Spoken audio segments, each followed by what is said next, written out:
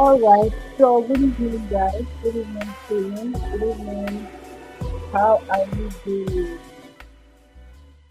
If you can hear me, kindly confirm that you can hear me. Um, kindly confirm that you can hear me. So I waited for us to join in. This is 6:35 for ready. So I gave us the grace of 5 minutes to join in, but it seems many persons are not joining in with us. All right, but without making much of our time, we have 2 sessions to cover in. We have 2 sessions to cover in, so we have a lot to talk about. So if you're live with us, kindly represent yourself with your favorite emoji. If you are excited about today's class, are you excited about today's class? Please kindly share with me in the comment section. I'm happy to be doing this with you. So in today's session, we are going to be dealing on self-leadership, mastering discipline and example.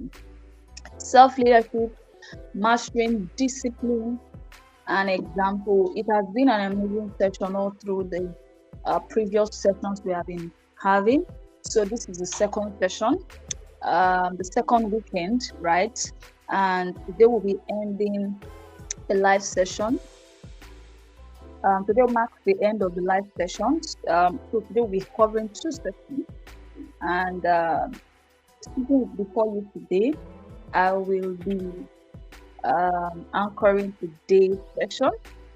I'll be your trainer for the session 1 for today's session. So stay with me, stay right back with your pen, your notebooks, your biro, your juice, your popcorn, whatever you have. So you're welcome. You're welcome. So today we're looking at self-leadership, mastering discipline and example. This is something so many people neglect. When we talk about leadership, many people tend to talk about the external point, the external angle of relating with people, of influencing others, while neglecting the very core beginning of leadership, which is number 1, which must be a priority: self-leadership, right? Self-leadership. So we are looking at self-leadership. So today's session, we are going to be covering under self-leadership. Like I mentioned, that means when we talk about leadership, we tend to talk about the external angle of influence, relating with others, influencing people, leading others, but we forget the very core and the beginning of leadership, which is self-leadership. So we have amazing things to cover today. And for every person who will be present, who is present in today's session, we're giving access to a special template. Because when we cover this journey, we realize what I'm talking about. We are going to be looking at some self-assessment. So that free guide template will be a guide for you. Not all volunteers will have access to it, but only those who attend this section.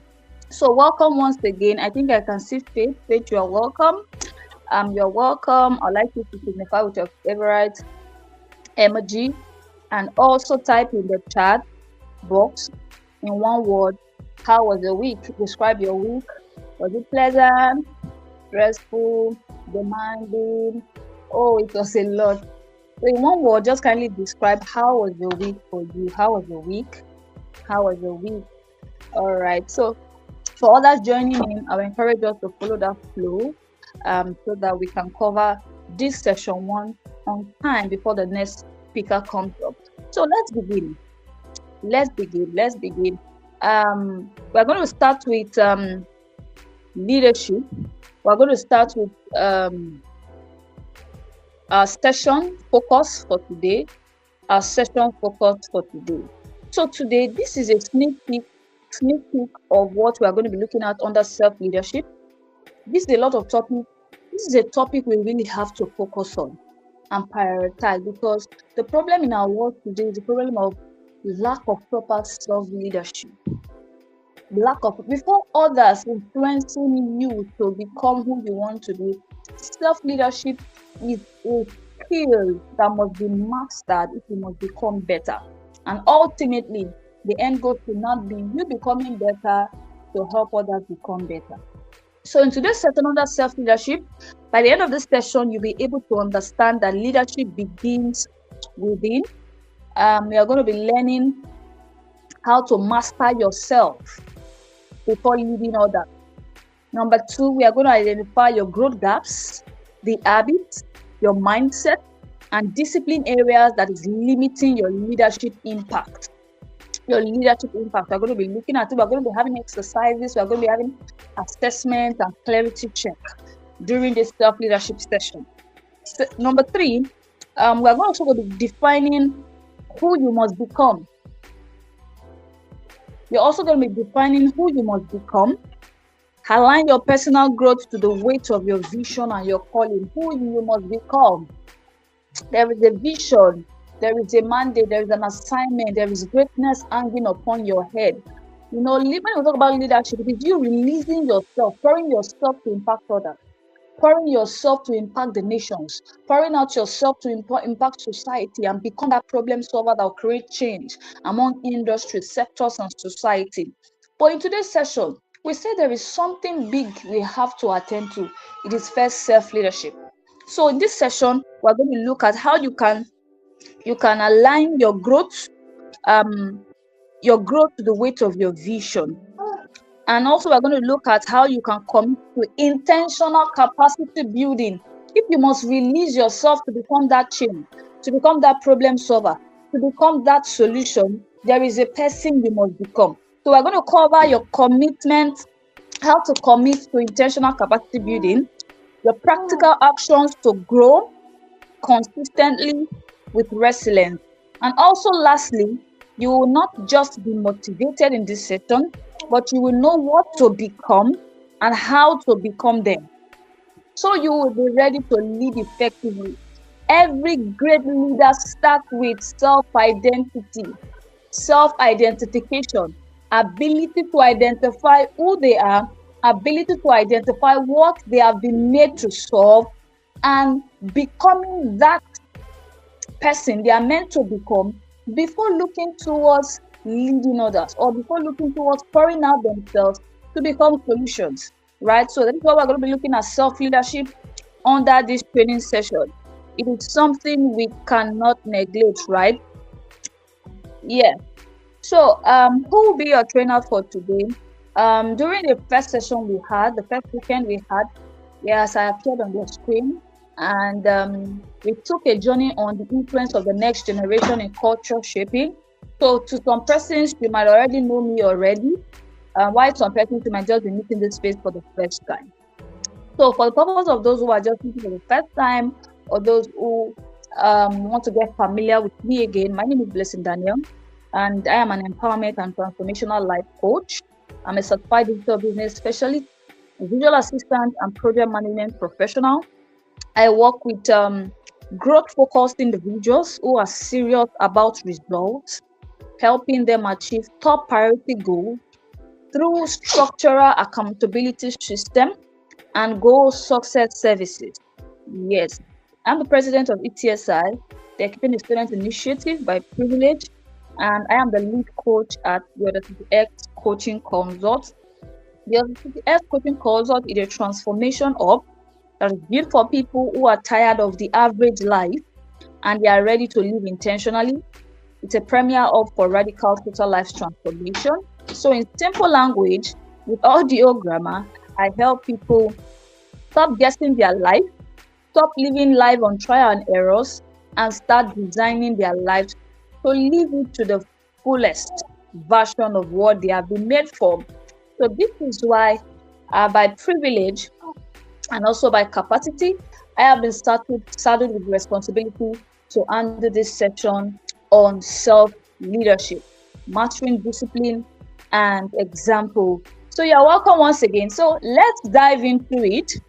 We are looking at leadership, right? So I mentioned when we started earlier that leadership goes beyond what you do to others or the impact you create, but rather who you first become, whom you do become first, um, before you are able to create that impact, right?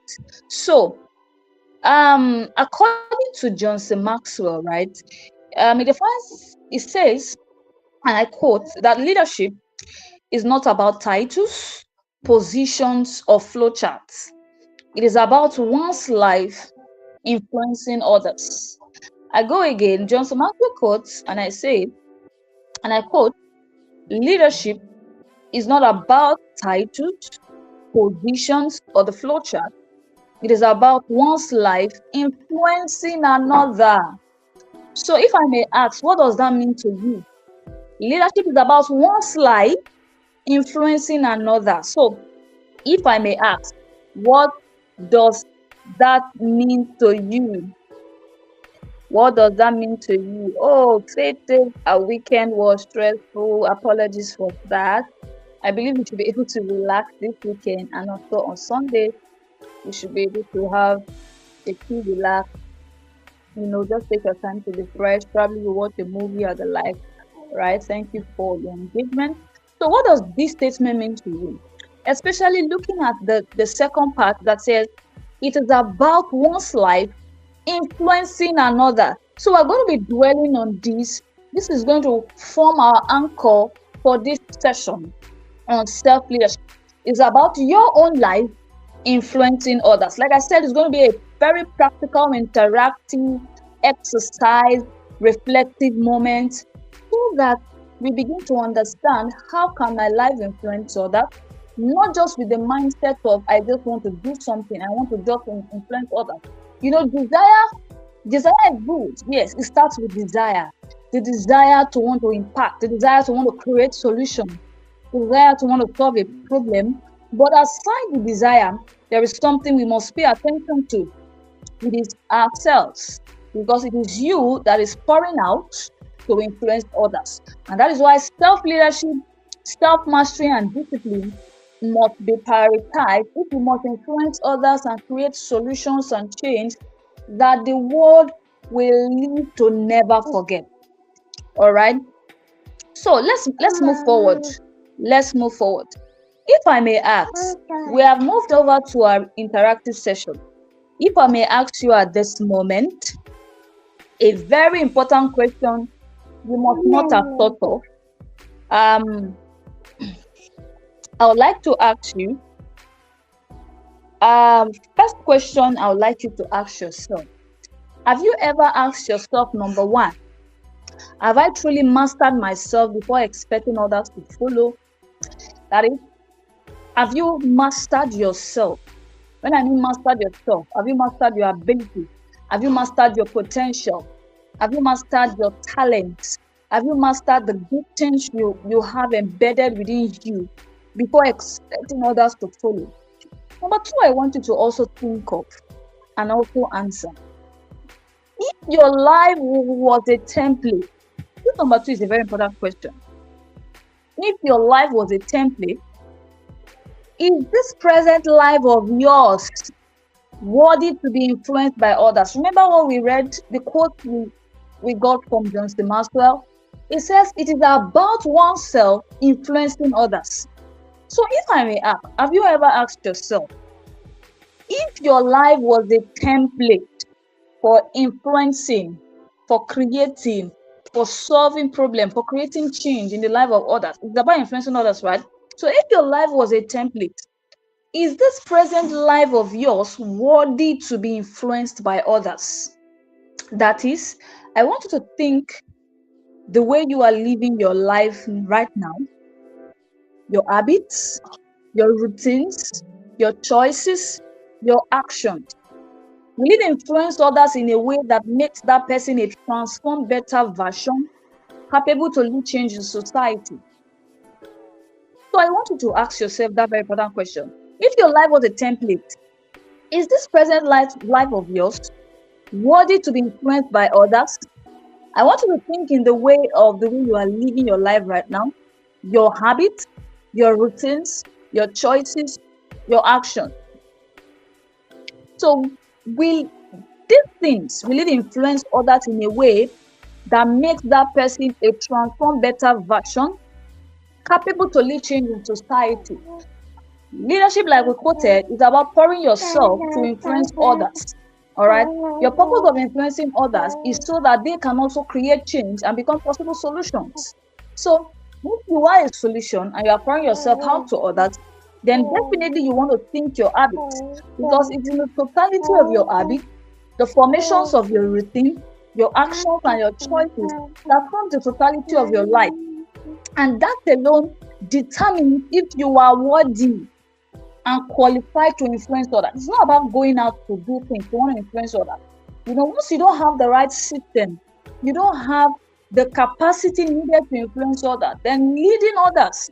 Leadership is about influencing others, right? It's about influencing others positively so that their lives can be transformed, so that ultimately societies and nations can be transformed.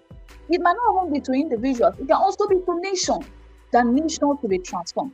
So I want you to ask yourself that question, reflect on them, and give your honest answer. Are they yes or no? I want you to keep that answer handy, because it's going to help us throughout the next session. So here's the core truth about leadership. Here's the core truth about leadership that for so long we have neglected. Leadership is becoming first before doing. Many people, because they conceive visions. Many people, because they are hungry. They so desire change. They so desire transformation. They have seen bigger pictures, bigger solutions, bigger strategies to cause a change and provide solutions. Yeah. But forgetting that before they launch into doing and creating that solution, there is a version of themselves that is required to fit into that vision they are seeing in their heads. That vision, that big picture, that solution, that strategy they are seeing in their head, there is actually a version of them that requires them to fit into that, or else they become a casualty in the field of trying to do something. All right. So, for example, a person who has a big picture to want to influence the lives of teenagers. Let me use ETSI as a perfect example, since this is within our our corridor, right, of what we are discussing about. For those who are trying to reach out to teenagers, now let's look at the content of the types of teenagers. The content of the type of teenager, right? According to our target audience, we have our set of people we reach out to. We actually focus on creating solutions and influencing. They are those who are on the street boys, the street girls. One of our means also, one of our harm also reaches out to the prostitute, right? So these are also students in schools, in secondary schools, in campuses. These are our target audience. So a person who has seen a big picture or a solution to influence and impact the life of teenagers in school or teenagers on the street, before going ahead to implement strategy, before going ahead to doing something to cause that change, there must be a person that leader must first become. So leadership does not start when people begin to follow you. It starts when you begin to master yourself. When you begin to master yourself, it becomes easy when you now have a follower. Although followership helps you stay on track to remain responsible, all right? But you don't have to wait until there is followership. Mastering oneself is first the priority if you are serious about influencing others. So that when those whom you have been called to influence, or the opportunity comes, you are not taken aback, you are not taken unaware.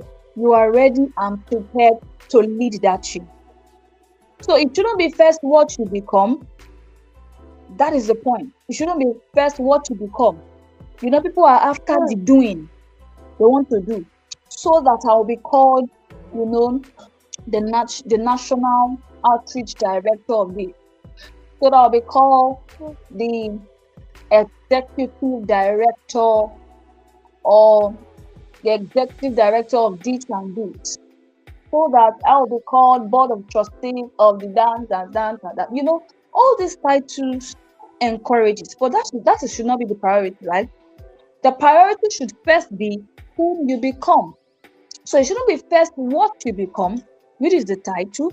It shouldn't be, I want to get a certification in project management. I want to get a certification in this, so that I also be called, a this and this, a master's degree holder. I want to be called doctor in this and this. But remember that there is a price to pay for you to become those titles. So rather than focusing on the titles, the names, focus on whom you are becoming in the process. So titles are given, but capacity must be built. All right. So capacity must be built. So let's make progress, right? Let's make progress because of our time.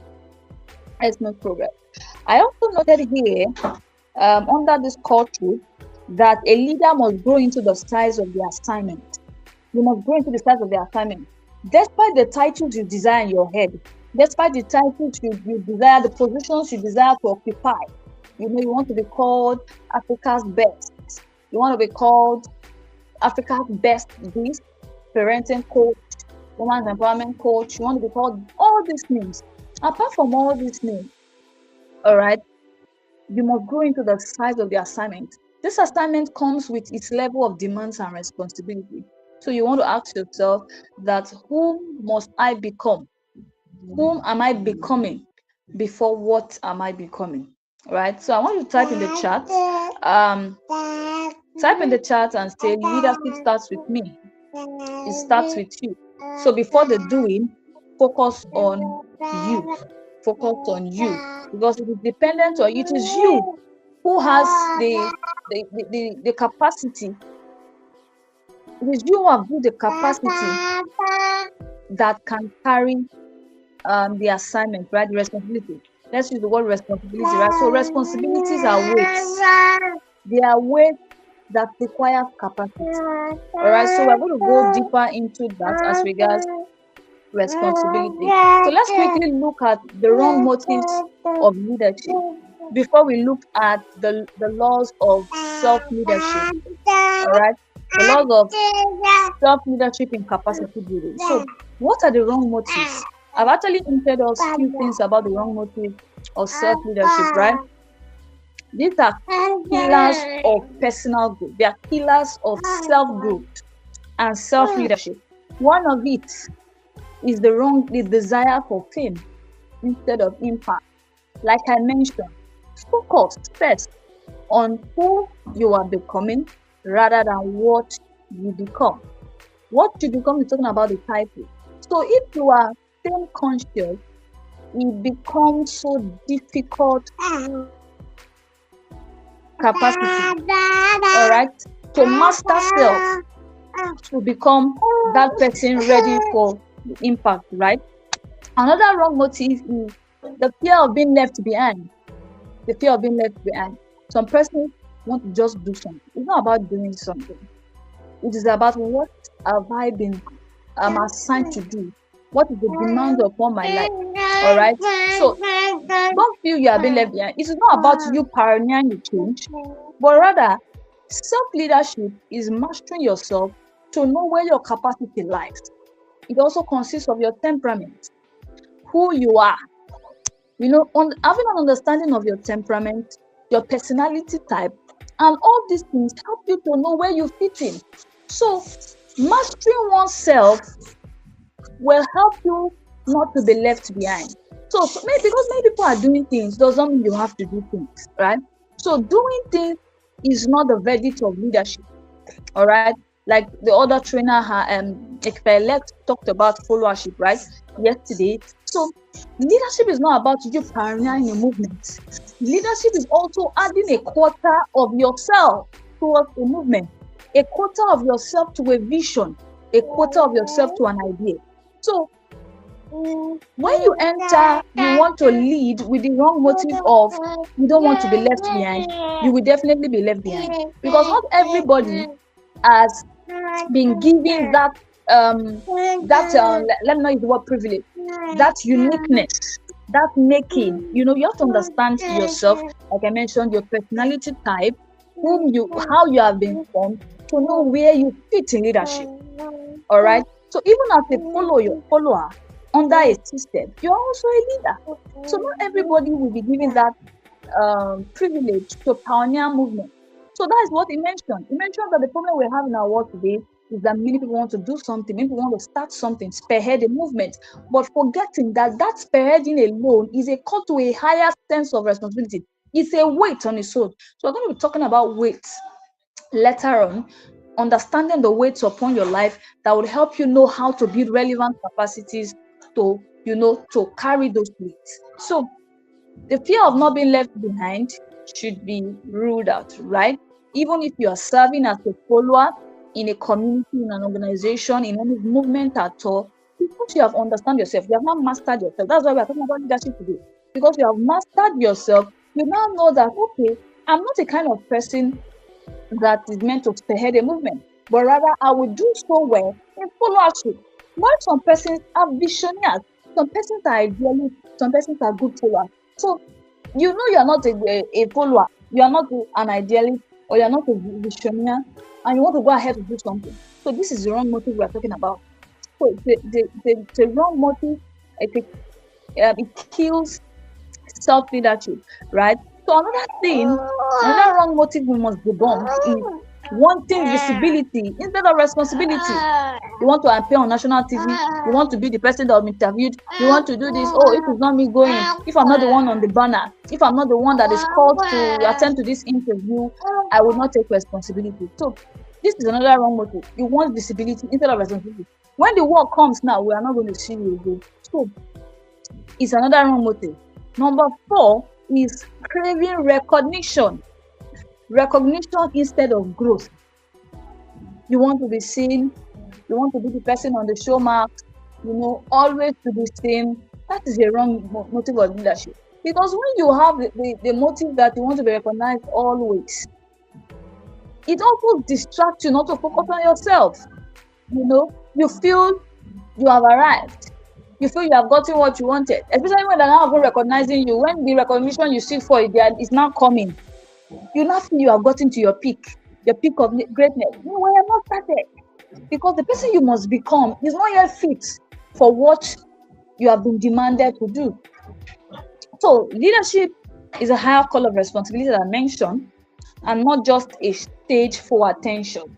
Those attentions will come, those recognitions will come naturally, but you must become that person fit to carry that responsibility and the weight.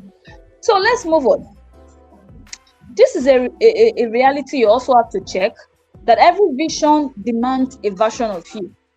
Every vision demands a version of you. If a vision demands discipline, then you must learn the act of discipline. You must be able to identify weaknesses that will help you become better. It starts with clarity. If that vision demands wisdom, then you must begin to learn. If that vision demands strength, then you must begin to develop resilience. If you don't have resilience, you begin to develop it, because like I mentioned, that leadership comes with its own weight of responsibility. Sometimes you might not be fit to carry on those responsibilities, but because there is now a demand upon your life, it's not left to you to build that capacity. That is where we are talking about self-mastery and leadership, self-leadership. So if it demands influence, you know that this is what I need to build. So I want us to know that you cannot carry what you have not grown capacity for. It's just like you telling a child that you should carry a mortar. You know a mortar and a pistol, right? And you give a child of about 5 years to carry a mortar and pistol. You know that child has not grown the muscles. You know that child has not grown the capacity needed to carry such item. It becomes a weight for him, and it becomes stranded. So these are one of the things we have to pay attention to. you cannot carry a vision you have not grown capacity for. So that is where self-mastery and self-leadership comes into play. Knowing that there is a version of you that requires you to step into that greatness, for you to step into that vision, for you to step into the assignment, then you must now begin to focus on those things. This is how you can begin to build capacity building routines or action plan. When you have discovered, okay, this is the weight of responsibility I'm having surrounding this vision, surrounding this assignment, and you now want to ask, what do I have? What do I have? And what are the things I don't have? So that will help you in forming the habit, right? To be capable to lead that vision or assignment. So let's make progress. We have a leadership capacity principle. The leadership capacity principle, a leadership capacity principle I want us to focus on, all right? Leadership capacity principle. So we are all dwelling on self-leadership. So for any vision to be successful at all, it is dependent on the capacity of the leader to carry it according to the design. The vision is weightier. The vision is heavy. It might be heavy in your head, in your heart. Even the responsibilities that comes with it is weightier. And impact is costly. So I want you to say this to yourself, that leadership is a heavy weight of responsibility that will cost you. So it should be a reminder to you that leadership is a heavy weight of responsibility that will cost you. It will definitely cost you. So this is one of the things I want us to take note of. Leadership is a heavy weight of responsibility that will cost you your time. Remember, Ekpa-elect spoke about the 4 types of stewardship, right? We talked about the stewardship of time, stewardship of growth, stewardship of responsibility. So this self-leadership and mastery falls under the stewardship of growth. So if you must become, if you must lead effectively, if you must create that thing effectively, then you must become that person required for the vision. So what are the self-leadership laws of capacity? So under the ETSI coaching framework, I developed a framework for self-leadership. These are the laws of capacity building. According to the stewardship of growth we mentioned, you must first become before what you become, right? So, and that is why we developed a framework that states about 6 laws of self-leadership. They are the laws of capacity building. All right. So the understanding, it talks about understanding you must have. Understanding you must come into for you to accurately build capacity. You don't build randomly. Just like you want to build a house and you are starting from the zinc, the house will collapse. So you have to start with the foundations, right?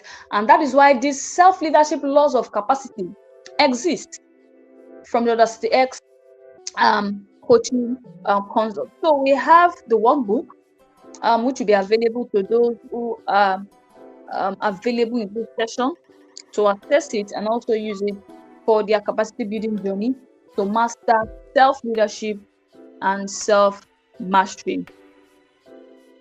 All right, to master self-leadership and self-mastery. So let's move on to law number 1. Law number 1 says greatness responds to your preparedness. Greatness responds to your preparedness. How prepared are you? How prepared are you for that vision? How prepared are you for that weight? Those things you are seeing. How prepared are you?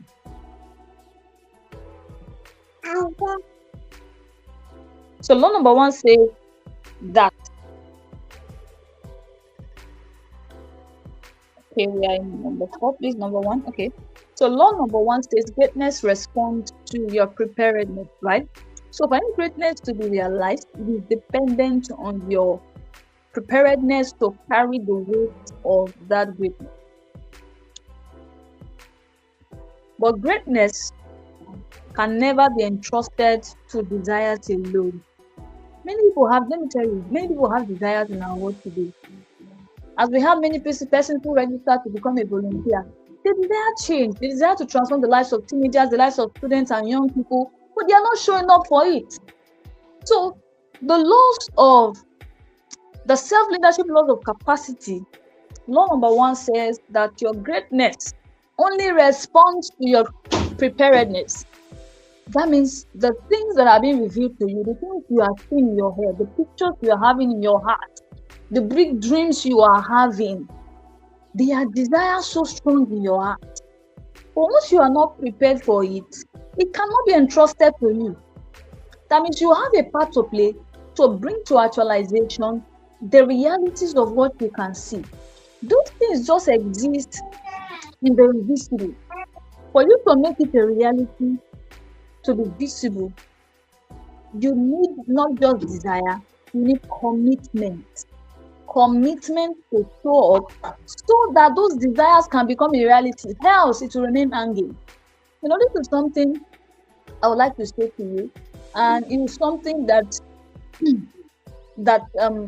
I understood at some point in life, that the reason why you see the prophecies upon many people's life as still hanging is because they have not built what is necessary, the capacity that is necessary for those prophecies to come to life.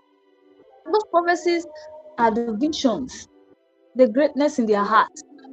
They cannot see it. All right. So they can see it, but they are not ready for it.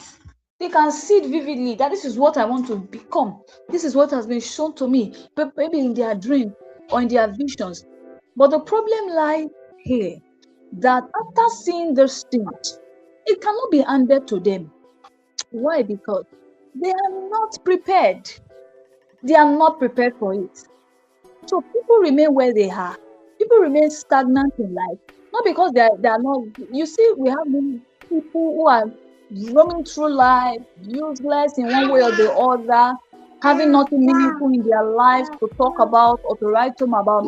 It is not because their life is not destined for greatness. Let me tell you, every man's life on earth is destined for greatness, but is dependent on that man.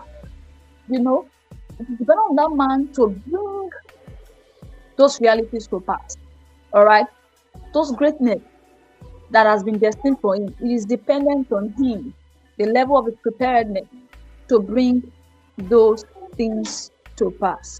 So law number 2 says who you become determines what you can become. I think I have emphasized on this before now. So who you become determines what you can become. So it all still boils down to who am I becoming? Who am I becoming? So your transformation determines your manifestation. So if, for example, a person who has, a desire or a vision, has a solution to lead thousands of youth, teenagers from addictions, or to lead them from a particular problem, but currently lack the discipline, lack the emotional maturity, and few other things, that person cannot actually step into those shoes. Why? Because the present realities of that vision, the present capacity of that vision, it does not have it. So that is where the gap comes. It is identifying the growth gap,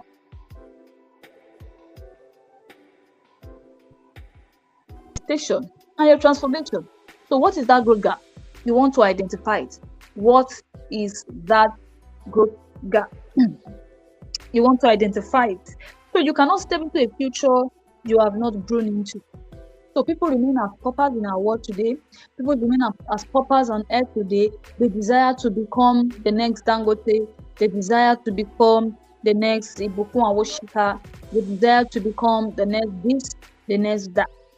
For those things like follow in their head, and years go, days count, time passes by, and still they remain the same, because transformation, it is your transformation that determines your manifestation of what you see in your heart or in your head, right? So let's move over to leadership law number 3. It says that vision is a weight. Vision is a weight. So leadership vision is not just in the inspiration. It's a responsibility in itself. A responsibility that carries expectations, it carries pressure, accountability, right? So it's all encompassing on its own. So vision is a weight, because why is it a weight? Is because it overwhelms you. It overwhelms you. You are just so full with it. You are just so full with it, because you are the way you are seeing it, others are not seeing it that way. What you are seeing in your head is far beyond what a man can even explain, because you have the strategy, the problem, you can define the problem, you can define the solution, you can define the strategy to solving that problem. So that alone is a way, because you are thinking of how can I go about it? What are the best possible ways? This and that and all of this. But all these ways, I want to ask you, will you allow it drain you, or will you allow it strengthen you? Will you allow it drain you, or will you allow it strengthen you, right? So law number 4 says that delay is often a capacity issue and not a time issue. Self-leadership laws of capacity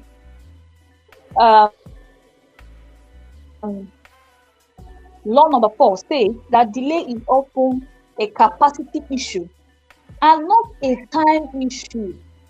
Some people feel, okay, the reason why I am not where I'm supposed to be, the reason why I've not been able to step into that shoe is because I just think it's not yet time. It's not yet my time. So people will say it's not yet my time. That is a big fat lie. There is nothing like it is not yet your time. The only truth here is just that you have not built the capacity to bring those dreams and visions to reality. So there is nothing that exists as it is not yet my time. It is not yet my time. You are saying it's not yet my time. Even let me tell you that even God himself, before he can bring to manifestations the visions upon your life or the greatness of hanging upon your life, he is waiting for you to be prepared. Because he does not want to give you something that will crush you, something that will keep you enslaved. That perfect time, people are always saying, oh, I'm waiting for God's perfect time to achieve this, to achieve that. That God's perfect time is because you are the one delaying God. You are the one delaying yourself. It is dependent on your own capacity, for you to step into that greatness. The greatness to be able to lead, the greatness to be able to create solutions, the greatness to be able to create impact in the lives of others. So this is what self-leadership is about, and mastering yourself.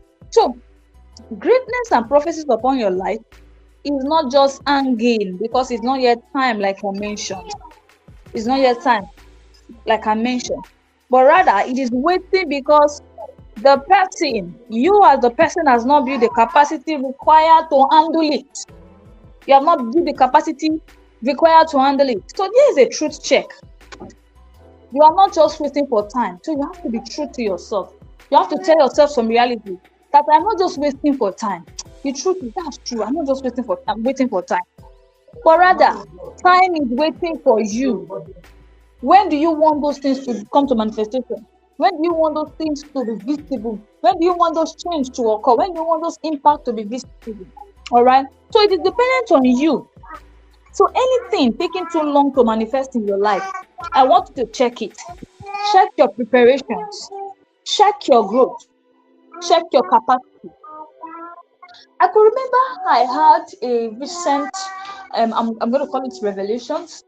Yes, I had a recent revelation, and one of the things I saw was something big. It is something I've been receiving for years. it's a level of preparedness I must come into. And of recent, I saw a very big one where there is an urgent need for preparedness in this area. I saw that there was a shoe I was supposed to step into, and I could not step into it. So I began to ask myself, so that means this is the reality of why I've not been able to do this. You know, like I said, that things that happen in the invisible in your head, they have not been to manifestation, not because you are not able, but because you are not prepared to handle it, to make it visible, for it to be tangible and a reality. So check your preparation, check your growth, check your capacity, because sometimes you are the delayed time.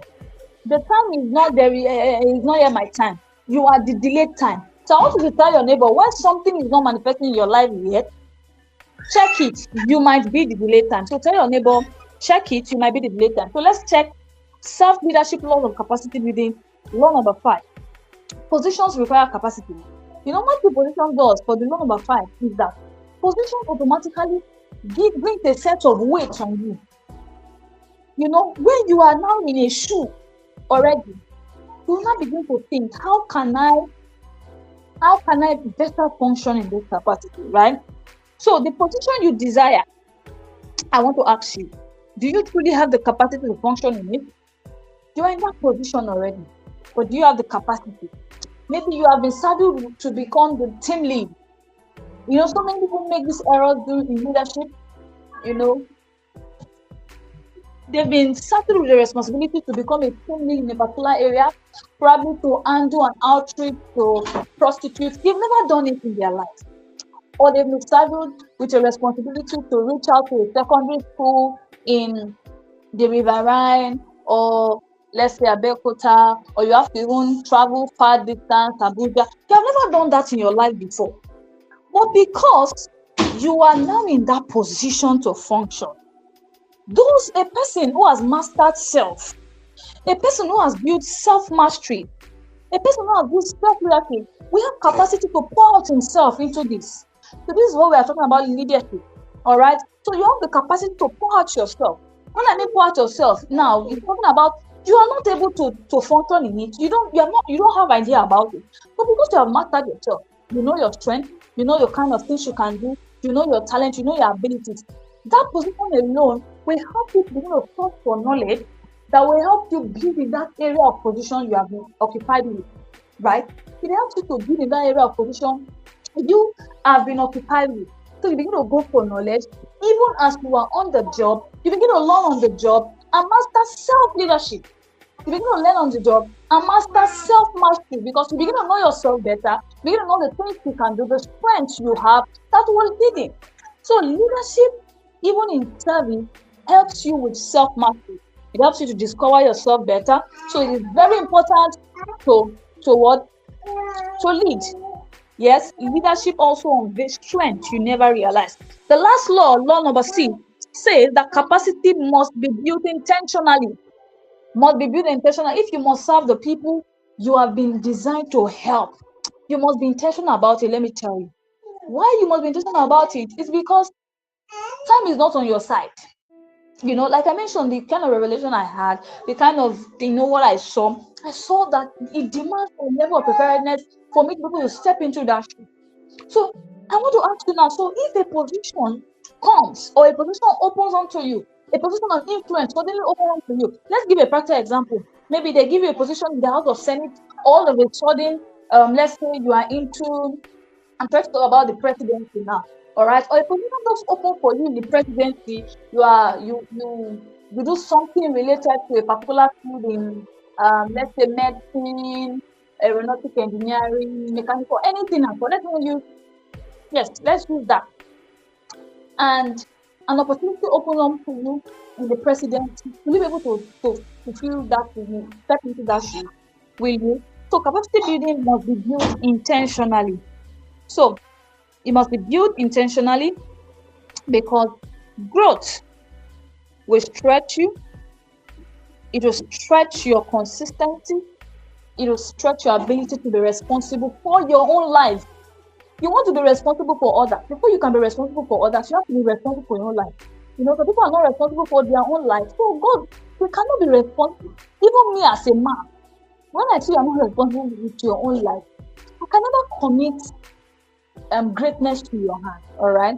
So, like we mentioned, that sometimes the greatness hanging is dependent on your own capacity. All right. So, growth will stretch you to stretch your responsibility to function in certain capacities, right? So you want to pay attention to that. That capacity building must be intentional. You don't do it once in a while. You don't do it when you feel like. You don't do it when you feel like, oh, this time around, I think I'm free. No. When you treat your capacity building as though it is when you are free, you begin to build capacity, you begin to pay attention to your life, you begin to stay responsible, you begin to become responsible for your own life, then you are not ready to make progress. Then you are not ready to become that leader. That big vision, that title you are looking at, that we talked about, you are not ready for it because you're not responsible for your own life. So you have to first be responsible for your life before another person can give you a responsibility to be responsible for others. You want to be responsible for the lives of teenagers, the life of young persons, the life of prostitutes. Those people you have been called to help. Before I can handle them to you as a person, even as a human being, let's even leave God aside. I will first of all check your level of commitment, your level of responsibility. This person is not serious about his life. What are the habits and routines surrounding his own life before I can commit greatness to him? So that is that. So on the final note on this leadership laws, growth is intentional and not by chance. You don't grow by chance. You just wake up all of a sudden you have grown. No, you don't grow by chance, right? So we are almost to the end of this session because of our time. For the next speaker to come up.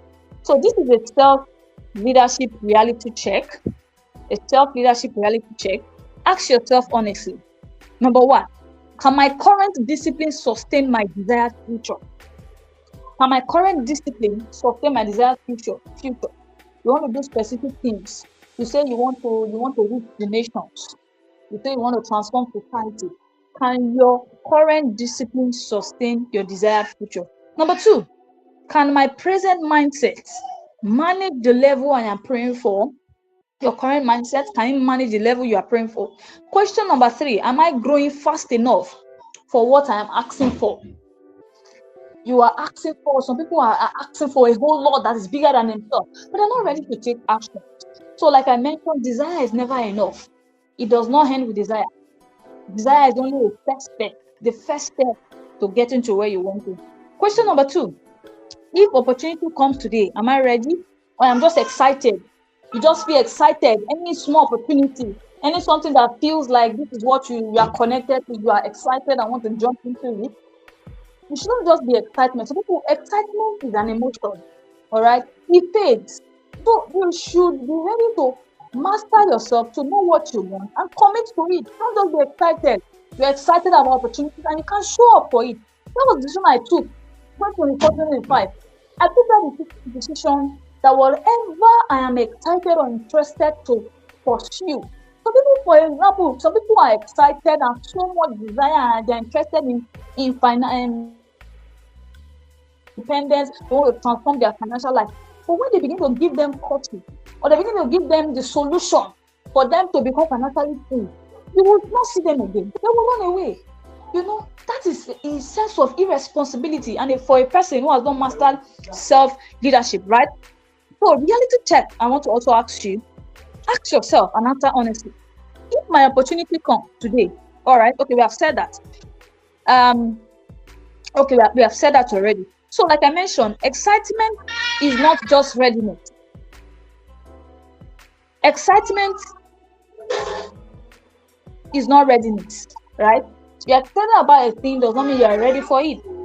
It is your preparation, that is your readiness. How prepared are you to handle that? So you don't receive greatness because you desire it, because you're excited about it, because you want it so badly. When the emotions begin to fade. But you have to link it and ask yourself, why do I want this change? Why do I want this change? Now let's add it up to the people you have been sent to help. Why do I want? Ask yourself sincerely. You you're not just interested and excited and still want to transform the life of the next generation, want to transform the life of teenagers so they can live for what, ask yourself, so that we can guide them, we can counsel them. Their addiction is coming too much. Most of them don't have a direction. Those things are excitement. Ask yourself the big question, why? Why do I desire to help these people? Why do I desire to help these people? All right. So because of our time, let's move fast. So this is just a keynote for you to take note of. You receive greatness because you develop into it. You don't step into greatness by wishing. You step into it by becoming. You don't step into it by wishing. I wish we can change the next generation. I wish we can transform their life. The addiction is becoming too much. The corruption in nations and society. Those things are desire. When we want to take actions, make sure you are available to cause that change. That is what we talk about, self-mastery and self-leadership. I believe to master yourself to the point where you cannot be a poured out offering to help others. All right. So let's move on to the next reality check question. The next reality check question. I need the next slide. All right. So that was our self-leadership reality check. Your reality check is just simply helping you know where you stand. Now, this is a clarity assessment and exercise for you as we round off. Write this down and answer it probably on your notes, or you can take a screenshot of this slide. Question number 1 for your clarity assessment, like I said, it shouldn't just be about desire, the excitement, or the interest. Like I mentioned, some people want financial independence. But when you give them the process involved for financial independence, or the process involved in getting to their desired future and destination, they are never committed to it. So for that clarity, this is your clarity assessment to help you know, why do I need it? For anything you want to commit to, ask yourself, why do I need it? Why am I doing this? Question number 1, what is demanded of me to effectively reach the people I have been sent to? That is a clarity assessment. A clarity assessment to build a capacity. What is demanded of me to effectively reach the people I have been sent to? Question number 2, who must I become for what has been entrusted into my hand? Who must I become for what has been entrusted into my hand? That version of you, those routines, those actions, those choices cannot bet the vision you are seeing in your heart, cannot bet the change that you desire. Probably you have the habit of procrastination, the habit of sluggishness, the habit of, a lot of bad habits that have so much accumulated in your life that is not helping you to make progress in becoming that leader, that future person you want. Ask yourself, who must I become for what has been entrusted into my hand? What must you begin to shade off for you to become that person? So this is a practical exercise now. What knowledge, number 1, must you possess? For you to start capacity building intentionally and structurally, you must first look at what knowledge, number 1, must I possess. After the clarity question, take a screenshot of this so you can attempt the exercise. I want you to submit this for your assessment. What knowledge must I possess? Number 1. So structural capacity building is you looking at knowledge possession. Number 1. Number 2, what discipline must I enact? What discipline and habit must I begin to enact? Number 3, what structure must I build? What structure must you build? So leaders don't just rely on the inspiration, the excitement, but rather they rely on system. Your routines and habits help you thrive better as a leader, even in any organization. So even as we are bringing this to organizations, we also have to bring it to our life. Systems and structures help organization thrive. So that means automatically, if you want to thrive in self-leadership and self-mastery, you must build systems and structures that help you grow intentionally and not by chance. So we are rounding up. So how do you go about it? Some people might want to ask. I am a person, as a life coach, as a transformational life coach, I ensure I don't just tell you the what, all right?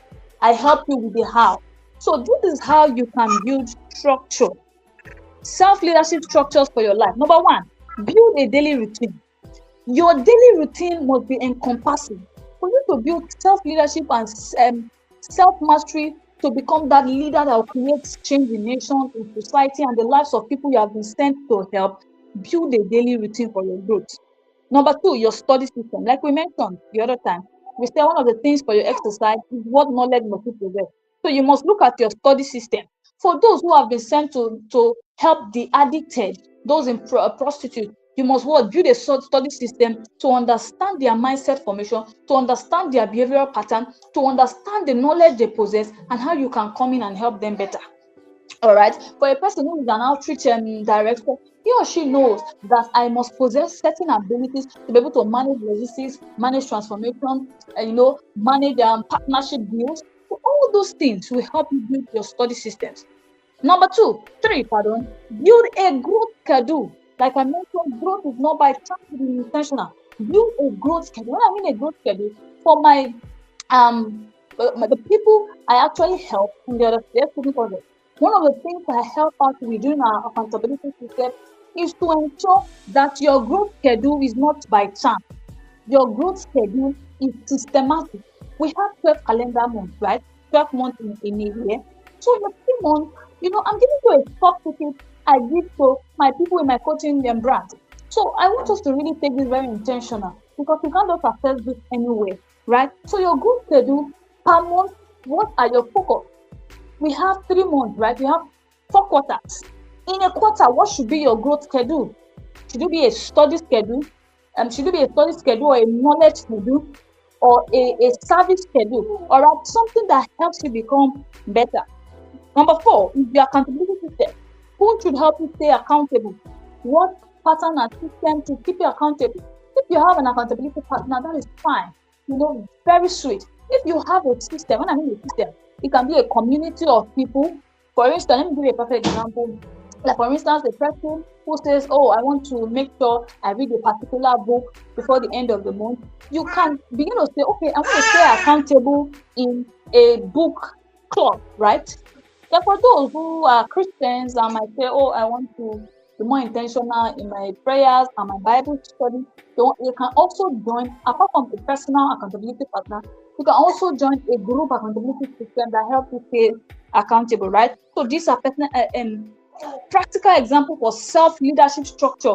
For you to master leadership and self-mastery to become that change, that solution the world is waiting for. Number 5, your execution plan. How do you want to go about your capacity building journey? How do you want to go about it? You develop a structure, because one thing is, it is structure that sustains your vision. Structure sustains your vision. Okay, vision without structure will become a frustration for you. You will be so frustrated and overwhelmed. Like we said in law 4 thereabout, right? Law 3, we said that vision is a weight. Vision is a weight. So for those who attended this session tonight, I'll be giving you access to the self-leadership laws of capacity building by the ETSI Coaching Consult, which is proudly sponsored by the Finish Student Initiative. So you'll be having access to it. So make a copy and also use this for your self-reality check and exercise to help you build systematic structure for self-leadership and growth, capacity building for yourself. So close your eyes as we round up this session. This is a reflective moment for you and a private question, very personal and deep question you must answer. I want you to close your eyes. As you close your eyes, I want you to picture something. Picture the people you have been called to help. Those people you are saying you want to lead, those people you want to impact, people you are just craving to help. You know that burning desire in your heart to help those people, right? Picture those people you are called to help and ask yourself, am I currently prepared to lead them or provide the solution required? Be honest with yourself. It's a private question, and I'm not requiring an answer for you, but this helps you with clarity check. Reality is a reality check for you to know where to begin in your self-leadership journey. So this is my final encouragement to you, that the assignment is not waiting for a better time, like we mentioned. It is waiting for a better you. So those greatness hanging, those visions, those big pictures, those solutions, those strategies and ideas, capable of transforming nations and society, the people you have been sent to help, they are waiting for you and not the better time. They are waiting for a better you, a better version of you, capable to handle their solution. So grow until your life becomes proof that you can carry what you have been called to lead. Because these people you have been set to help are eagerly waiting for you. Thank you very much, and I really do appreciate us for our time, and we hope that we become the best and better versions of ourselves that will be capable to lead nations and transform society, while also even contributing our quota, pouring out ourselves, like I mentioned, that self-leadership is pouring yourself to leading others. So we can pour out ourselves into the ETSI movement to cause change and influence the lives of young people. Thank you very much for your time. So if you have questions in this moment, because this is a bit more practical session on self-leadership and mastery, if you have questions, you can jot them down and ask them in the community. Ask them in the community, right? Thank you very much. So we are going to be heading over to the next session quickly. And the next session will be taken up by Equipa-elect. Will be taking us on the next session. It's going to be talking about leadership, leading others. All right, leading through service. All right, select. Are you with us?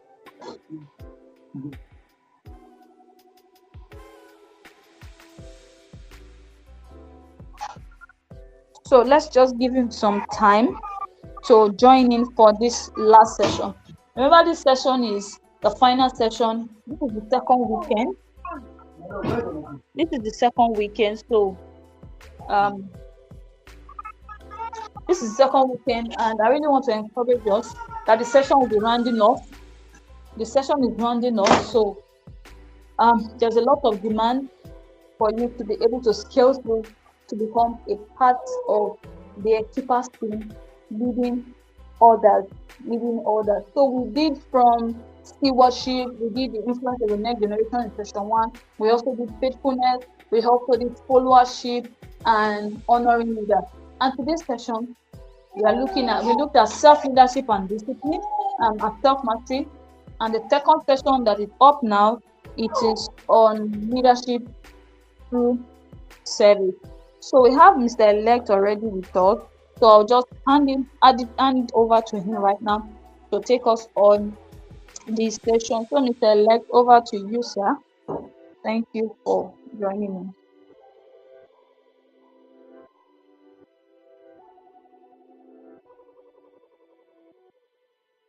Okay, good evening, everybody. If you can hear me, can you type on the comment section? I can hear you. Can I have it come? I can hear you.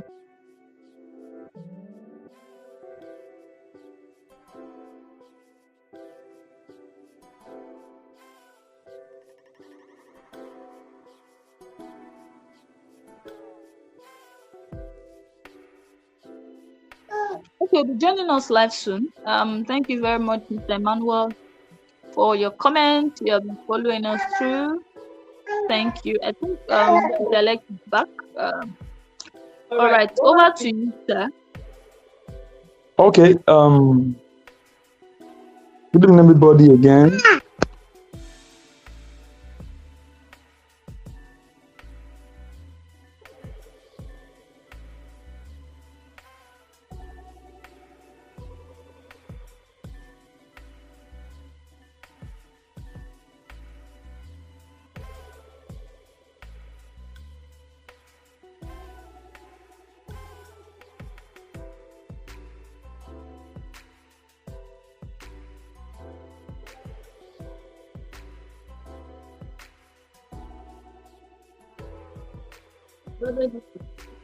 Okay. So we're gonna just quickly dive into this amazing.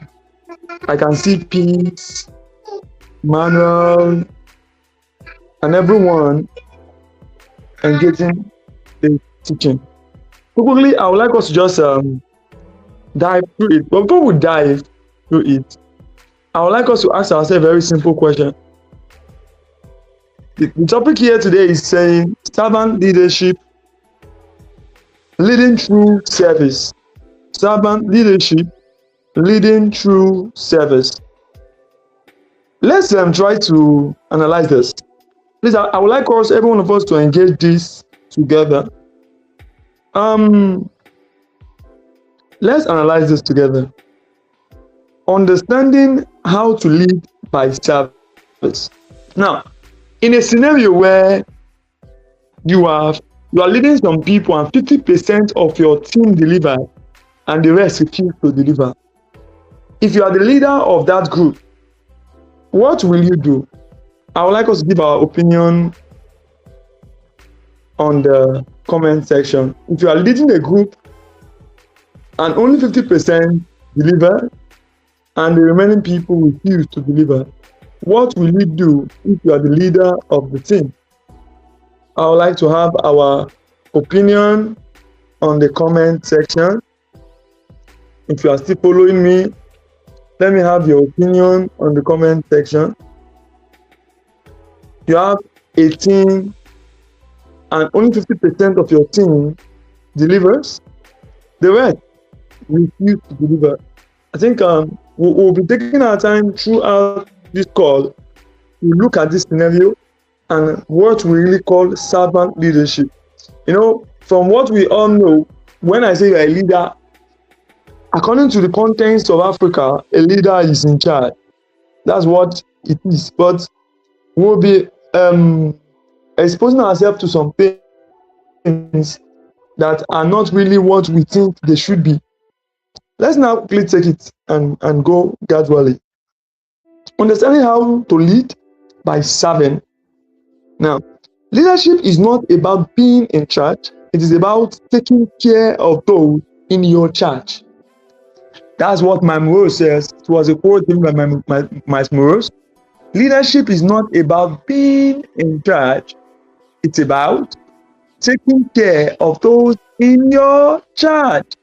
You know, many of us don't understand it. Okay, let me say the question again. If you are asked to lead some set of people and you give them an assignment and 50% of them carried out the task and the remaining did not, what will you do in that scenario? Okay, can you hear Emmanuel saying in such case you will call them to request what is really happening, why are they not delivering? They might be having issues. I think that's a good one for Emmanuel. Can we have another opinion from Ms. Uda, please? Is there another opinion from Uda, please? So, while we keep that coming, let me just point at this. Leadership is not about being in charge. It's about taking care of those in your charge. Now, let's try to our best to analyze this fact. You see, as a leader, you must never be tax conscious, but you must be people conscious. Now, many of us have this habit. It is like a normal thing. Many leaders care about what they want to achieve and don't care about the people working with them to achieve that. Are we on the same page? Now, look here.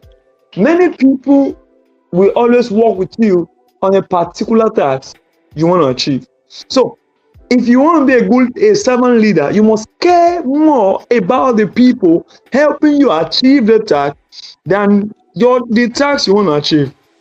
Okay, please support Mr. Emmanuel. So, in a case whereby you have 100 people who refuse to comply with the assignment and only about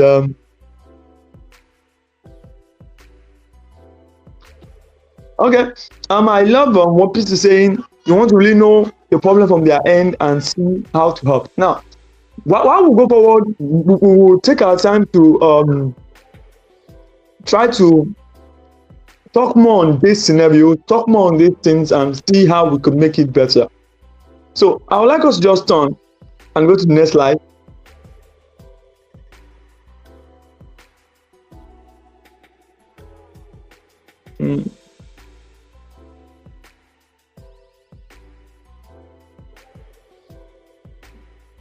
slide 2 is up, sir. Okay. Okay, slide 2 is up. Okay, leadership is about purpose, not position. Leadership is about purpose, not position. Now let's check it. Please, let's have everybody look at it very well. Leadership equals service, not control. So your role creates condition for success, not just give others. Now let's try to analyze this thing very well. You may come to let's say a training, and as the leader, many of us do this a lot. We create things people must do, and we give them deadline. If they don't do it, we are mad, and we don't care to know if they had issues, if they have problems. As a good leader, especially the one who is working with a team who want to make an impact, we must care about the people. Imagine somebody just lost his father, and you just call the person and say, Mr. James, you were given a task to organize an outreach in Jos. Why was that outreach not organized? And Mr. James will be like, yeah, that's my father. I say, and so what? That's wrong. You must not care too much about the task than you care about the people. You must take your time to care so much about the people than you care about the task. Another thing is, being a leader is about empowering others to succeed. So I must strengthen every one of you under my team, talk to you privately, just to make sure you do the right thing. This part I know the right thing will be done, but I must encourage you, because you may be discouraged. You may have some other things that are consuming your time, but I must encourage you as a leader. Now let's see this. Why do you think many people confuse leadership with authority? Please, let's answer that question. Why do you think many people confuse leadership with authority? Can we quickly check out on that? Why do many people confuse leadership with authority? Why do many people confuse leadership with authority? Now, many of us, when we are asked to lead, we just believe we have been asked to control people. No. When God was giving man authority, man dominion, the control of man was not in it. So why do many people see leadership as authority? Authority to control. Why do you think many people confuse leadership with authority? Please, let's invite our opinion on the comment section. Mr. Emmanuel, if you are there, please, your opinion. Okay. Mr. Emmanuel, your opinion. Ms. Udo, your opinion. Let's engage that. Why do we think many people confuse leadership with authority? Okay. Let's keep that coming.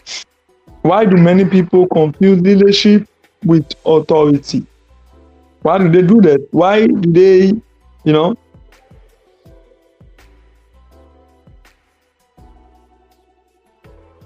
Are you with me? Okay. Media, next slide. I think as I wait for those opinions to come forward, I think step one, please. Yeah, thank you. And let's go. Many of us look at this. I'll be showing us some simple steps to solving problems like this. Like, there's one thing I have come to realize. If you want to lead people in Nigeria, especially on the online space, there's this principle we used to apply. According to the statistics given, if you host an online event,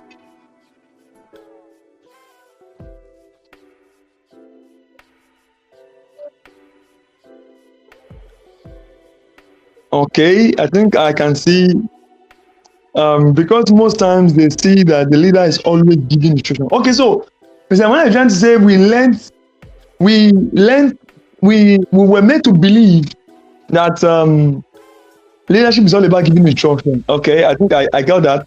Mrs. Mizudo, as a leader, you must not care too much about the task, but the people. Okay.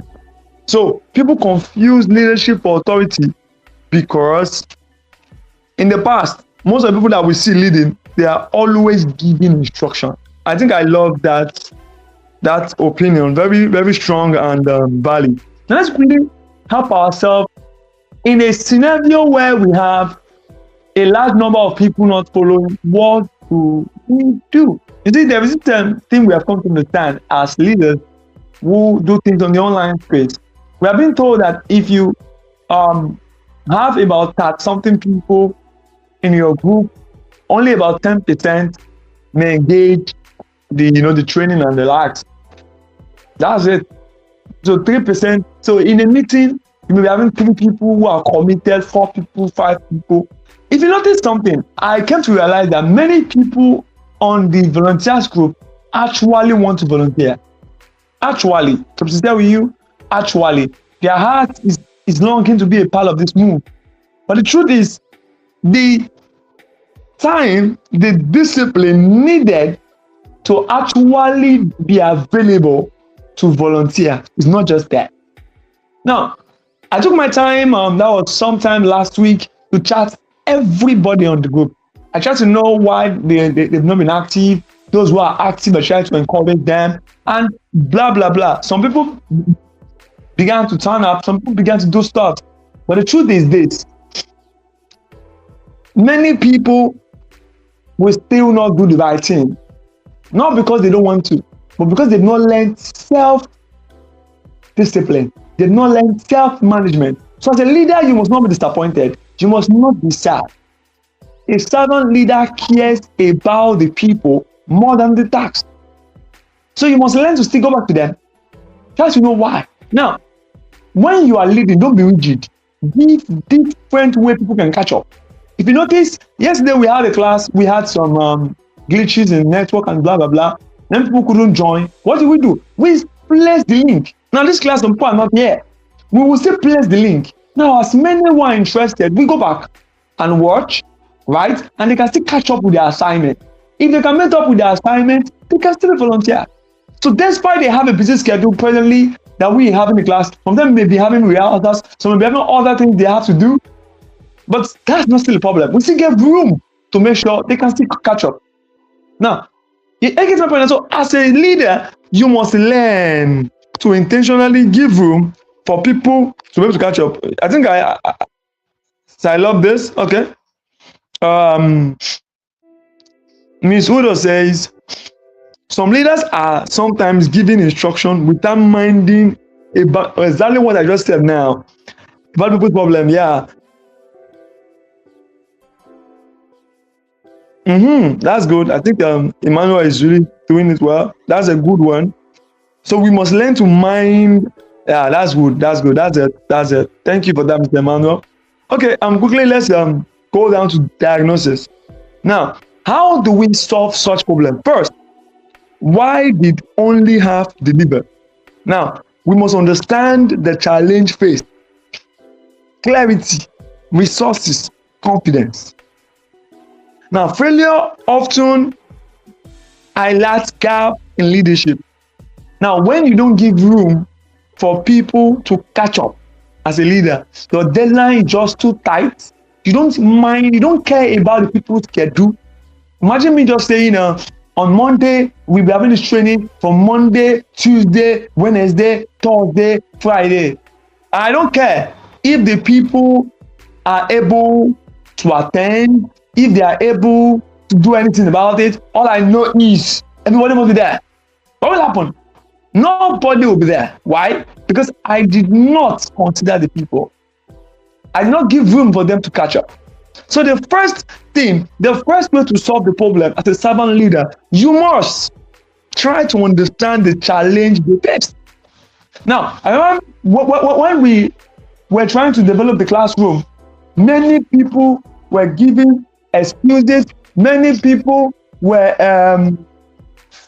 giving their own opinion about some things. I've not seen the emails, I've not seen this, I've not seen that. We were there to give a response. And we, because of those delays when people had, we extended the deadline. Not because we don't have principles, but we were just trying to put ourselves in their shoes. Somebody who just saw the task today, how am I sure you can finish your whole task today? So, as a leader, you must try to understand what people are facing. That's a very good one. I see that.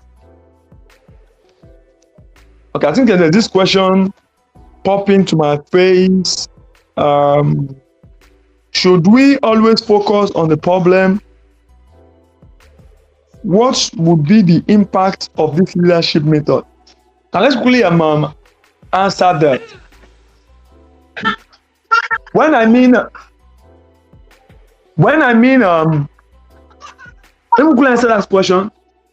Focusing on what people is facing does not mean what is meant to be done will not be done. What we mean is this: trying to care about the people more than the task. When I mean task, we have a deadline for Friday, but make sure this deadline is not too slim that people cannot even go through. That's the point. If you have a people-minded leadership, then you always give room for people to meet up. Imagine me telling you, you have 10 tasks to finish in one day. That's not the people-minded task. That leadership is not people-centered. That's the idea. I'm not trying to say discipline will not still come in place. Even though we care about the people, there's discipline. There's a standard. But that standard must be people-centered. That's to say, we are not trying to say our laws and principles will not be in place. They will. But we must give room. Like now, we put up a tax on Wednesday. Almost half of the people are having issues with connecting. They couldn't connect until Thursday. It would be inhuman. It would be a wrong leadership system not to consider the people according to the fact that they were unable to access the classroom. We must give gap and say, okay, everybody, let's submit on Saturday. That's what it means to be a leader who have the people in mind. Are we together? So let's quickly look at this question. What question would you ask to understand your team's challenge? I would like us to quickly put that in the comment section. What question would you ask to understand your team challenge? I would like us to put on. Imagine you are the one in my shoes.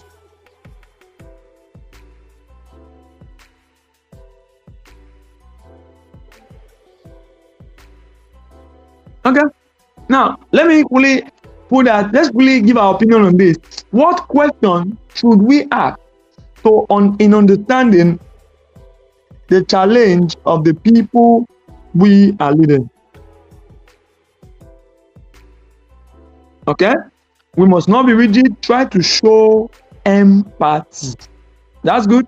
Then what question would you ask to understand your team's challenge? What question would you ask to understand your team challenge? I would like us to just, from our own end, put the question you believe we would ask to understand your team challenge. Just imagine you are the leader. Please, media, next slide.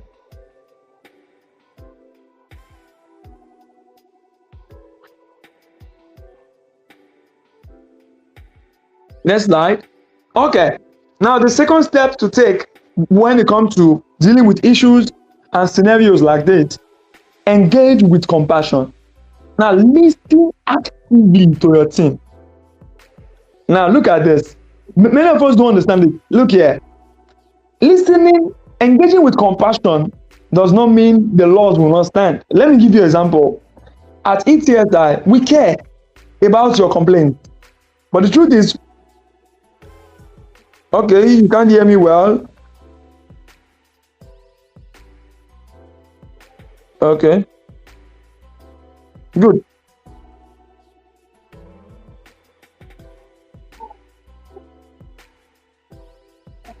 Okay, I think a blessing is saying we have to ask them what is stressing them lately so that we can know where to work from. What's holding them back from doing it? That's a good one. Thumbs up, blessing, MP. That's a good one. That's a good one. We have to know what is holding them back. You've not done your assignment, what is holding you back? Instead of just bringing instead of just blaming them, we have to know what is holding them back from doing it. That's a good one. That's a good one. Okay, so now let me just quickly drive at this. Engaging with compassion does not mean you are breaking standard. Like in ETSI, there is a particular score every volunteer must get to qualify to be an equiper. If you don't get to that score, you will not qualify. Despite we have compassion, despite we care about how you feel, but yet our standard stands. Are we on the same page? Let's go. Listening actively to your team. Look here. Encourage open sharing. What can we do together to improve? Now, you must always let people give their opinion as a leader. Preserve trust and dignity even in failure. Now, when you engage with compassion, that means you try to understand what's going on with them, but it doesn't mean you will break standard. You just have to encourage them to see a need to still do what is right, even despite you are bringing up a standard. Now, there's another question here. I would like you to also look into how would you respond if a team member admits they were overwhelmed? You know, how will you respond? Now, like I just told you, we will not break standard just because we have people who are giving excuse. We will not, but we will only show concern, but we will not break standards. So imagine I have a team member that admit they've been overwhelmed. So what do? I would like to have our opinion on that. You have a team member who is overwhelmed lately. That's why they're not doing their assignment. Okay. I think I love the... Okay, that's a good one.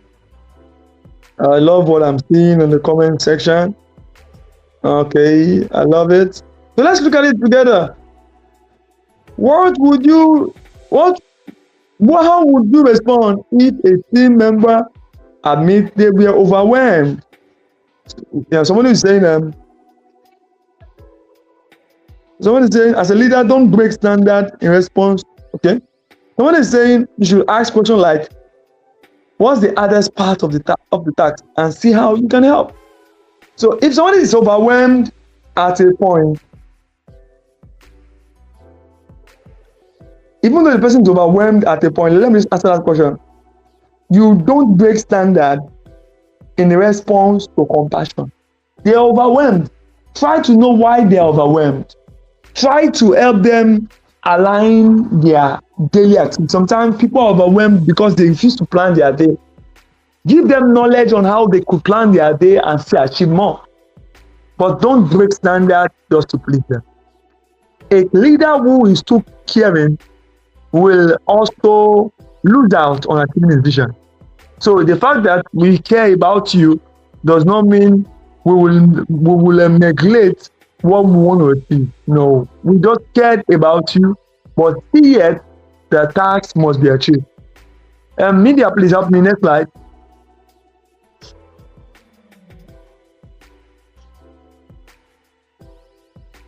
Okay. Equip and empower. Equip and empower. Now, one thing many leaders don't do is we don't help people. Let me quickly give you this quote my Moro said. It's the leaders who build people, build success. Leaders who build fear, build rebellion. Now, many Nigerians, many leaders who try to use authority and give orders and they threaten you with, if you don't do the assignment, we're going to kick you out of this movement, or we're going to give you a query, we're not going to pay you. This kind of leaders only build fear. And once people get a way to live outside your leverage or your privilege, they rebel. But instead of just trying to feel fair and make people respect you by all means. Why not do this? Yeah. Why not do this? Learn to equip them with the last thing they have. Somebody is a member of the people student and is asked to put out a campaign and is not getting, is not doing it well. Such a person is telling you, I've never run the campaign before. I don't know how a campaign works. Now, such a person don't know how a campaign works. Please, it is our duty to make sure we do what? We teach that person how to make it work. Give the person in. Don't just say he's failing. Empower him. Equip him. If he is possible, you can give him resources. I love it the way Echo Power Blessing was showing us something. He offered to even give us some resources that could help us. That's how to equip people. You can give them resources to make sure that they can do it. And if after you're putting all things in place and they still cannot do it, then the time that they are not serious. It's not from your own end. So as a leader, break tasks into smaller, achievable steps. Align roles with individual strengths. I know you don't like talking. I shouldn't be giving you a role that will make you talk if there is no need for you to talk. Somebody loves the media. For instance, he is a graphic designer and loves to do graphics, loves to do design. Now, I, as a leader, I know that fact that he tried. They don't like talking. Even if I want him to talk, I must not just call him and say talk. No, I'll be debating him. I should prepare his heart and make him talk in smaller gatherings before he can now talk in large gatherings. Imagine we go to a school and we have over 1,000 students staring at him. I know there's not because he does not like talking in public. I just suddenly call him and say, no, he will fail, he will not do it well, not because he cannot do it well, but because he is not yet equipped to carry out that. So instead of you just pushing him, why not give him resources that will help him with public speaking? Please understand, Cooper, he must be bold to talk in public. Give him resources, you can even put him in the course that could help him master the art of public speaking before making it speaking public. That's a good leader. There's something that's been said. Learn to balance compassion and discipline so you don't lose out on achieving the vision or goal. That's it. That's it. If you really want to achieve your goal, you must learn to balance compassion and discipline. Discipline is always discipline. Don't say because of somebody had a problem, then we break our. No. We must show concern, but we must not break our standard just to please the person. No. Now let's see this. There's a question here. How can you identify your team member strengths quickly? Can somebody help me? Can somebody just put your opinion on that? How can you identify your team member strengths quickly? How can you identify your team member strengths quickly? Can we put our opinion on the comment section? How can we identify our team member strengths quickly? You can see today's class, I'm taking my time to talk to us and we are talking. I'm not teaching you, you're not teaching me. We are all learning together and that's how I want it to be. So please tell me your opinion. What's the easiest way to identify our team members' strengths quickly? How do we identify our team members' strengths quickly? Oh, I think I love it. Okay. By studying them. Oh, Emmanuel, that's good. Study them. I begin to study them. I think I love that opinion. It's a good one. Okay.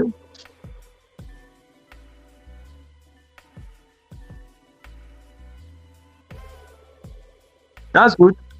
Study them. I think I love that. Study them. We must study their. You must look at their strength. You can get their strength by studying them. Another one. Okay. So that's the question. How do you discover your team member? Can we get more of that coming in? I will give my own idea on how to find their strength quickly, but Let me have other people's opinion before I say my own.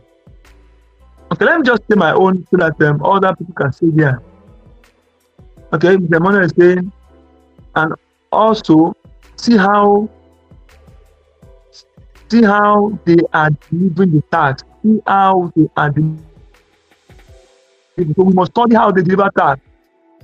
Okay, media is saying position them in service and monitor progress. Okay, I think it is saying ask them what they love doing.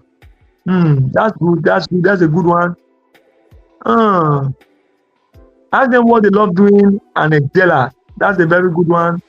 I think media, God bless you. You're really doing a good job tonight. Thank you, thank you, thank you. Okay, ask them what they love doing. Ask them, and we learn to position them in service and monitor progress. We must learn to position them in service and monitor progress. We must learn to position them in service. Now, according to me, one of the easiest way to get your team members' strength is to give them tasks to do. Yeah, like one of the man said, they monitor how they carry out those tasks. You can see their strength. Like somebody who love graphics or love teaching, when you ask them to prepare, like you notice they give you more insight, they give you more information. The person don't like teaching. When you ask them to prepare, it's like give you something shabba. It's not because the person is not good or does not know anything. The person that thing has to do with his friend. So give them tasks and monitor how they present it. I love the way Mr. put it. He says also see how they are delivering the task. Monitor how they're delivering that task. Then he said also peace. Sometimes asking them what they love doing and excel at. Sometimes people, it's also a good one, but some people don't really know what they love doing. Some people are confused, still confusing. They are caught up in that web of they don't even know what they love doing. So is that with you? So sometimes it's just good you give them something to do. Try it. Maybe we'll go to a place and just say, maybe, let me give you an example. Maybe we go for an outreach and I'm seeing Mr. Emmanuel for the first time. I'm seeing Udo for the first time. And I was like, okay, Miss P, you help us take the opening and like, and just like, no. Sometimes, as a leader, we may say that's rebellion. No, it's not really rebellion. It is that person telling that that's not my strength. I'm not really good at talking. When they say no, try to know why they're saying no. Unless you have a mess before you. Instead of just saying, come on, go and do it. What do you mean? I'm talking. At what now? We must not do that. As a good leader, try to know why they're saying no. I love that. Use tools like Strength Finder to found their strength. That's a good one. Mr. Emmanuel says, arrange them in order of their strength. I think I'm loving the engagement in the room. I'm really loving it. Thank you all for engaging with this class tonight. Thank you all for engaging with this class. Okay, let's go further. Let's go further.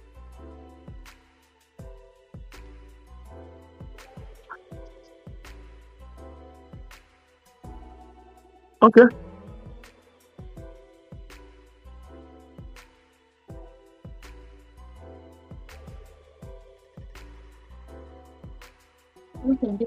Okay. So please, can we keep it coming? I think I'm loving the energy in the room. I'm loving the energy in the room. Let's keep it coming. Please, Emmanuel, you just keep it coming. How do we discover our team member strength? Let's keep that coming. Let's keep that coming. Let's keep that coming. Okay. Just a minute. Let me get my slide back on. Okay.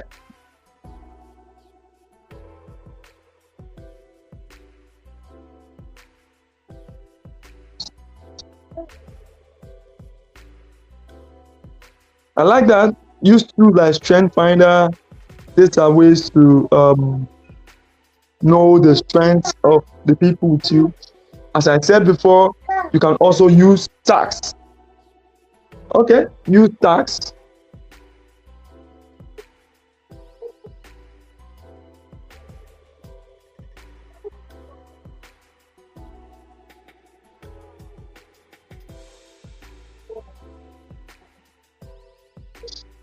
Okay, just a minute. Let me.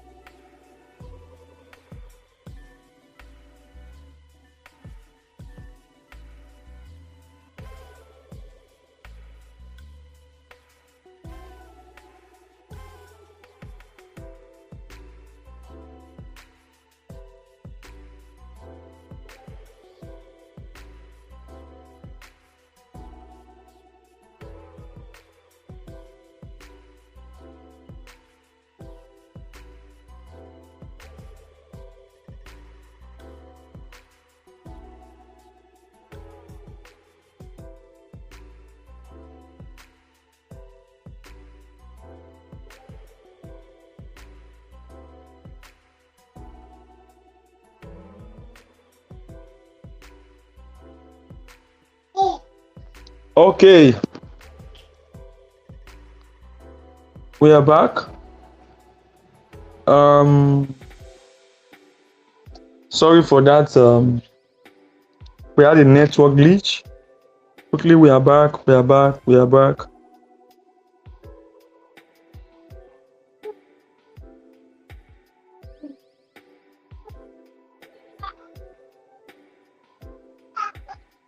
Okay, let's quickly round up with this class and let's go.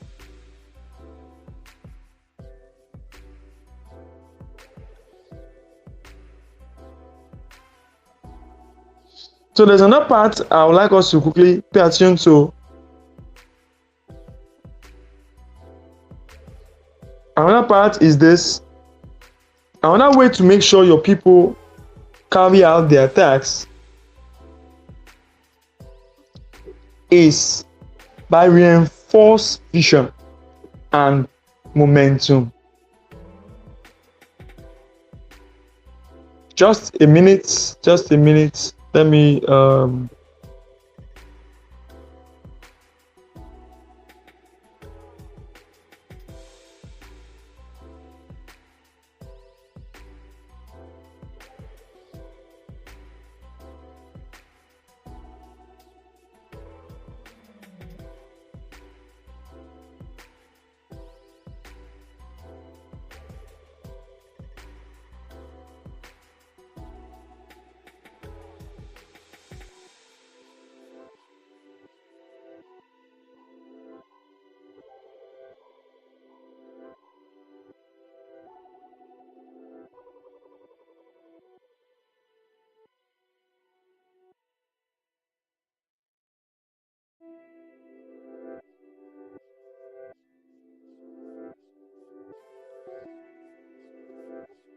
okay.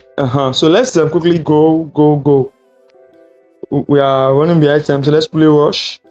Reinforced vision and momentum. Now, one thing I want us to understand is if 50% who delivered, we must learn to celebrate the 50% who delivered, encourage learning from each other. So when people delivered, we must encourage them for the success instead of only focusing on those that failed. We must encourage them for the success. So sorry for the glitch the other time. We are back now, so let's quickly follow to the class. So we must learn to reinforce vision. We must encourage those who do it well and remind the team of why we're doing what we're doing. So another thing again is this. Another thing is remind the team why their work matters. Momentum comes from inspiration, not intimidation. And let's discuss this quickly, everybody. If you are with me on the comment section, how would you keep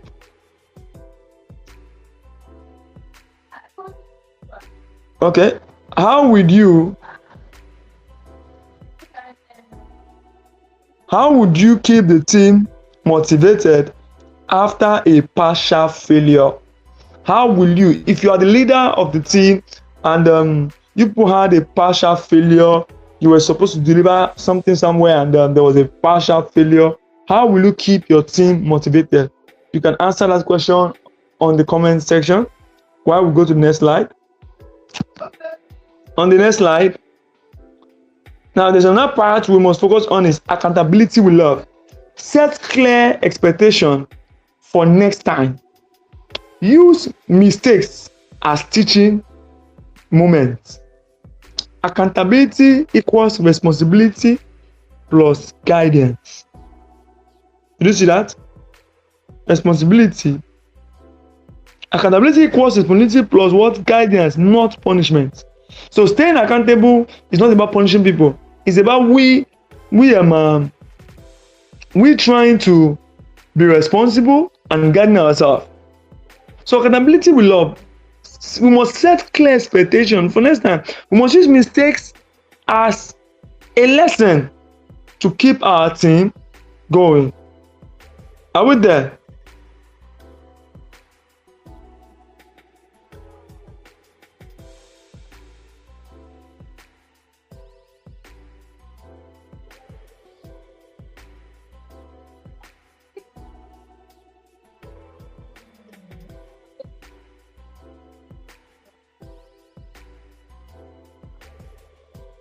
Okay. So can we quickly check this question? How would you hold your team accountable while maintaining trust? Now, many of us, when it comes to holding people accountable while maintaining trust, one of ETSI strengths is accountability. And I believe as many people come into the system, we understand what we mean by accountability. Our Audacity X consult, it's a system of, they have a very strong accountability system where they help people achieve dreams. And we, as this CSI, we make sure young people are able to stay accountable to their vision and to their dream. So we don't joke with accountability. And if you must really be a leader, you see, the reason why we are doing this training is not because of we just want to train people. We want to raise leaders who are equal to the task. So we use a very strong, number one of it is we use peer-to-peer accountability system, and we use team lead accountability system, whereby we have a system of reports, an automated one at that, whereby if you really answer the question at the right time, you will not have to explain to anybody that okay, blessing, I think I saw that. Let's quickly go to the next part of the slide. So, on a rounding up note at this point, before we round up, I would like us to answer that question. As a leader, how would you hold your team accountable while maintaining trust? How will you hold your team accountable while you maintain trust? As a leader, how would you hold your team accountable while you maintain trust? As a leader, how will you hold your team accountable while you maintain trust? From your own end, give us your own opinion about this. How would you hold your team accountable while you maintain trust?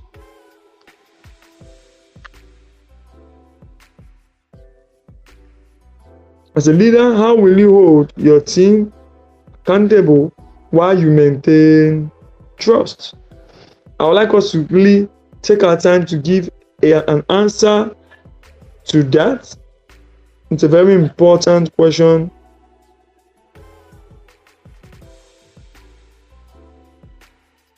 Okay. Address issue frontally with empathy. Okay. With empathy, I think that question, that comment is also valid. Address issues often with empathy. Okay, so let's quickly go to the last slide. Now, key principle of servant leadership: serve first, expect result later.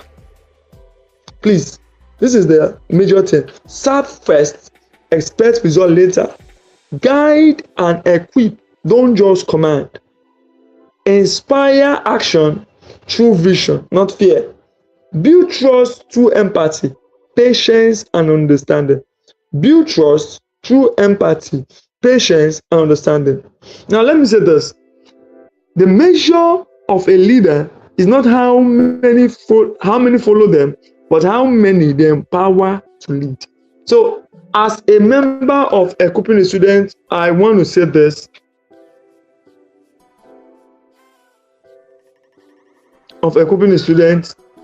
one of the major things we will focus on is to make sure every member is equipped to lead. That's one major thing we'll focus on. Yeah. One major thing we'll focus on in the community is we'll make sure every member is equipped to lead. So I would like to say I want to welcome every one of us to a growth journey. I will tell you of the truth, only few people will qualify to join this movement as leaders. But the truth is, those people who qualify to join this movement as leaders, they would not regret it. I'm telling you, by His grace, we will be having our School of Purpose and Future Readiness, and every leader who goes through this training will be equipped to do it well. And after that, we have series of development training. We have our Purpose Club coming and all of it. So I'm telling you, as a leader, if you choose to serve and lead under equipping students, you will be transformed yourself, because we want to make sure we raise leaders who are competent. We raise leaders who themselves are purpose-driven, not a leader who has not discovered his own purpose and is trying to help another lad, another young boy discover himself. You cannot give what you don't have. We want to make sure every leader under the equipping the student forum can help a child. So we're showing you the mathematics on how that works through our School of Purpose and Future Readiness. So that is that for today's class. I would like to have questions on the comment section. If you have any question, blessing, peace, you can quickly post it on the comment section.